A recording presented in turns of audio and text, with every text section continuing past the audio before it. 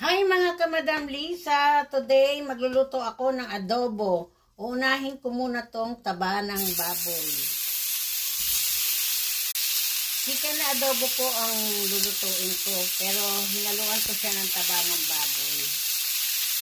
So ilagay na po natin ang maraming sibuyas para mas mabango at mas masarap. Garlic. So guys, ito na, ilagay na natin ang chicken. Hayaan lang po natin siyang kumulo. Hindi po ako maglalagay kagad ng tubig kasi po nagtutubig yan. Konting tubig lang po. Vinegar, dahong paminta, laurel, at siling labuyo. Pamintang buo, soy sauce, black pepper, ating sugar. Eto na, luto na ang aking adobo na may taba ng baboy. Tara, kain na po tayo.